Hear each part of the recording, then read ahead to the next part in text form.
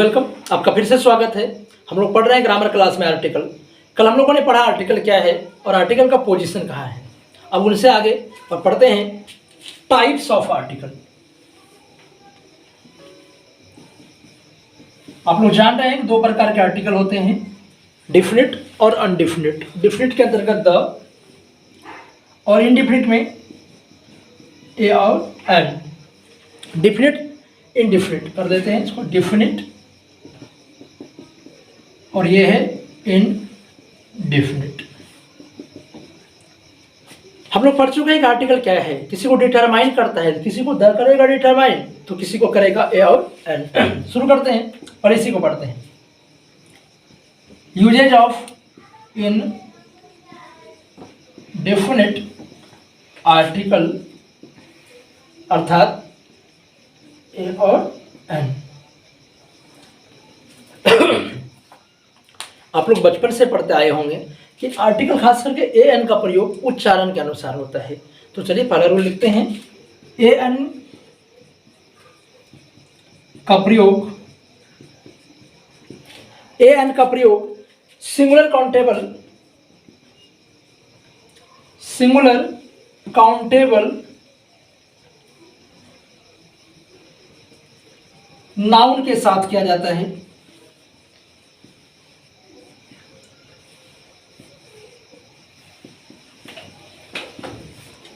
N का प्रयोग कहाँ करेंगे तो नाउन के साथ करना है, लेकिन कैसा जो सिंगुलर हो और काउंटेबल हो, वैसा सिंगुलर हो जिसको हम गिन पाए।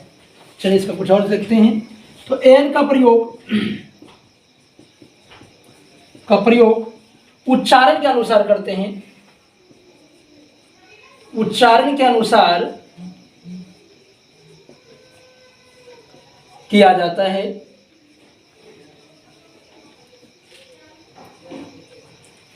आप लोग जानते होंगे और पहले भी पढ़ा होगा आपने कि एन का क्या है कि ए का हम लोग करेंगे कॉन्सोनेंट साउंड के पहले और एन का करेंगे भावेल साउंड के पहले। लिख लेते हैं। अर्थात ए का प्रयोग कॉन्सोनेंट साउंड और एन का प्रयोग भावेल साउंड के पहले।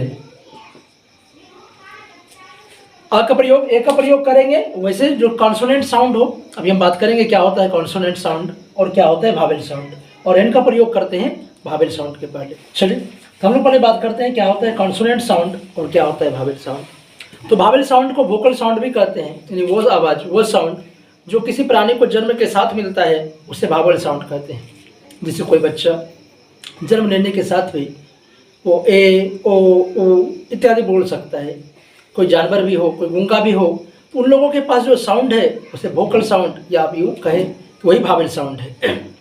भावेल साउंड के साथ व्यक्ति जन्म लेता है, भावेल साउंड के साथ प्राणी जन्म लेता है। धीरे धीरे वो अपने वातावरण से कॉन्सोनेंट साउंड सीखता है। जैसे देखिए अंदर से निकलता है ई।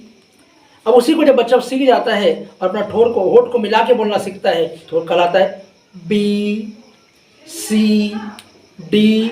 अंदर से निकल रहा है ई, जैसे कि ए। जब इस प्रकार ए बोलता है वो, अगर वो होठ का प्रयोग करे एफ हुआ, जैसे ई से जी, तो आप समझेंगे कि वो साउंड जो सीधे आपके अंदर से निकलता हो, वो साउंड जो आपको जन्मजात मिला हो उसे भावेल कहते हैं। और वो साउंड जो बाद में हम लोग सीखते हैं जी के प्रयोग से, होठ के प्रयोग से, उसे कॉन्सोनेंट कहते हैं। इसलिए परिभाषा भी आपने सुना होगा कि वह the letter that is spoken without the help of any other letter is called vowel. और कंसोनेंट के बारे में आपने सुना है कि consonant is the letter that is spoken with the help of vowel. यदि हेल्प भावेल की हेल्प से बोली जाए तो वो कॉन्सोनेंट होता है, और भावेल वो है जो बिना किसी दूसरे वर्ण की सहायता से बोली जाए। चलिए देखते हैं कहाँ ए कहाँ एन।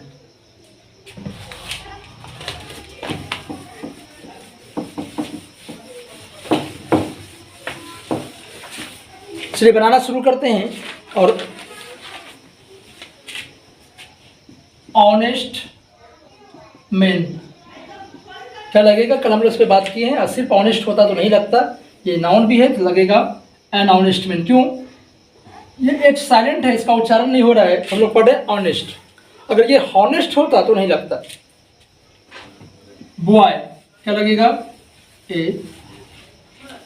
MLA, MLA। देखते हैं, ये है MLA, दिख रहा है आपको भावेल? यहाँ भी लगेगा N। कैसे देखेंगे कौन सा भावेल कौन सा कॉन्सोनेंट? ये ए, ये इसके बाद आप B कंप्लीट कर सकते हैं आप, BIB। देखिए C, SIC, इस तरह जेड तक आप लिखेंगे तो आप समझ जाएंगे कौन सा भावेल है कौन सा कॉन्सोनेंट। जैसे अम्ब्रेला, अम्ब्रेला क्या लगेगा? N। 1 रुपी नोट, 1 रुपी क्वाइन क्या लगेगा? देखिए 1 है, 1 वो कॉन्सोनेंट है या भावेल? क्या है? कॉन्सोनेंट है, होगा A 1 रुपी क्वाइन। इस प्रकार इत्यादि कर सकते हैं। हम लोगों ने अभी तक पढ़ा है कि भावेल साउंड के साथ प्रयोग करेंगे ए का, एन का, और कॉन्सोनेंट साउंड के साथ प्रयोग करेंगे ए का। इसके बाद अभी 2-4 और रूल भी पढ़ना है। चलिए इसका अगला रूल देखते हैं। कहते ए का प्रयोग कर,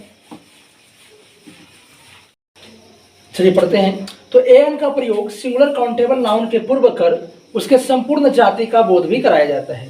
एन का प्रयोग कर हम लोग क्या कर सकते हैं कि किसी सिंगुलर काउंटेबल नाउन के साथ तो लगाएंगे, ऐसे नाउन जिसको सिंगुलर हो, जिसको गिन सकें, तो उसकी पूरी जाति का भी बोध करा सकते हैं एन से। देखिए ए काउ गिव्स मिल्क, तो क्या इसका मीनिंग ऐसा तो नहीं निकालिएगा एक गाय को दूध देती है, इसका मतलब हुआ गाय की संपूर्ण जाति दूध देती हैं।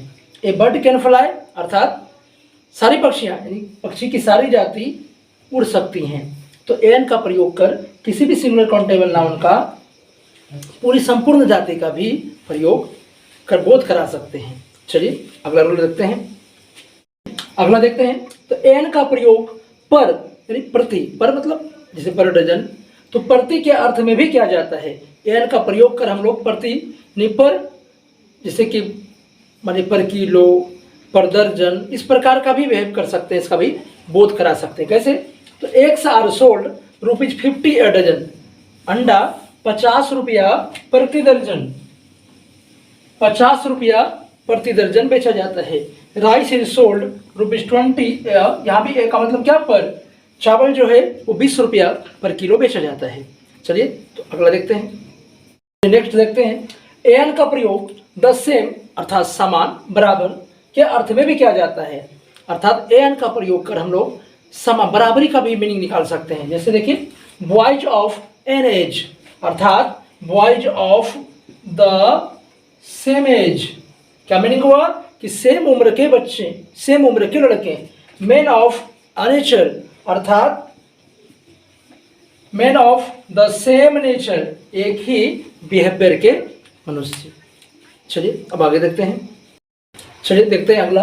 एन का प्रयोग वैसे व्यक्ति के नाम के पूर्व किया जाता है जिससे वक्ता परिचित ना हो। अर्थात एन का प्रयोग, इसे जान रहे हैं आप, किसी प्रॉपर नाउन के साथ आर्टिकल का प्रयोग नहीं होता, लेकिन हम वैसे व्यक्ति के साथ कर सकते हैं जिसको बोलने वाला जाने ही नहीं। मान लीजिए किन्हीं के घर में, आप ही के घर में कोई आपके पिताजी को ढूंढने आया है, क्या बोलिएगा? पिताजी बाद में आएंगे, कहिएगा, मान लीजिए वो कहता है कि मेरा नाम शर्मा है, क्या कहिएगा? कि कोई शर्मा आया था आपसे ढूंढने, आपको ढूंढने। जैसे today a mister Sharma came to meet my brother, meaning क्या हुआ? आज कोई, यहाँ एक नहीं, कोई मिस्टर शर्मा हमारे भाई से मिलने आया था। अर्थात यहाँ एक का प्रयोग उस व्यक्ति के लिए किए जिस व्यक्ति को हम नहीं जानते हैं। आप ऐसे समझिए ना कि आपके घर पे हम गए, मान लीजिए आप हमको जानते हैं, आप ये तो नहीं कहिएगा कि कोई सर आया था, आप मेरा नाम लेके बोलिएगा कि नंदकिशोर सर आए थे। लेकिन मान लीजिए कोई ऐसे व्यक्ति आते हैं जिसको आप जान ही नहीं रहे हैं, क्या कहिएगा? कि कोई एक व्यक्ति, मान लीजिए कोई नाम जैसे पंकज हो, कहिएगा कोई एक पंकज मिलने आया था। क्या करते हैं भाई? एन का प्रयोग वैसे व्यक्ति के नाम के पूर्व किया जाता है जिससे वक्ता परिचित ना हो।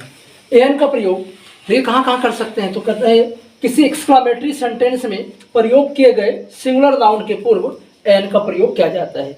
मान लीजिए कोई एक्सक्लामेटरी सेंटेंस है, उसमें कोई सिंगुलर नाउन का प्रयोग किया गया है, तो वहाँ भी आप एन का प्रयोग करेंगे।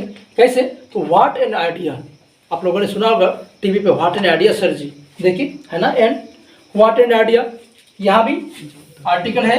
What a man you are, मतलब क्या आदमी हैं आप। What a man, what a fun, what a fun, what a joke. देखिए, क्योंकि एक्सक्लेमेटरी सेंटेंस में भी यदि किसी सिंगुलर काउंटेबल नाउन का प्रयोग किया गया है उसके पहले भी आप एन का प्रयोग करते हैं। तो चलिए, यहाँ तक आज हम लोगों ने पढ़ा एन का प्रयोग। अब अगले वीडियो में हम लोग द का प्रयोग पढ़ेंगे, फिर ओमिशन ऑफ आर्टिकल भी पढ़ना है। और जैसा कि मुझे उम्मीद है कि आप लोग लगातार हमारे वीडियो को देख रहे हैं और अपने दोस्तों के साथ शेयर भी कर रहे हैं, लाइक और सब्सक्राइब भी कर रहे हैं, क्योंकि आपका यही स्नेह चाहिए, तभी हमारा हौसला बढ़ेगा और हम आपके लिए पूरा सिलेबस करा पाएंगे। हम कल भी कहे थे, आज भी कहते हैं कि आप हम पर भरोसा जताए रखिए और हम आपको यकीन दिलाते हैं कि आपका पूरा सिलेबस कराने की गारंटी मेरी है। चलिए, धन्यवाद।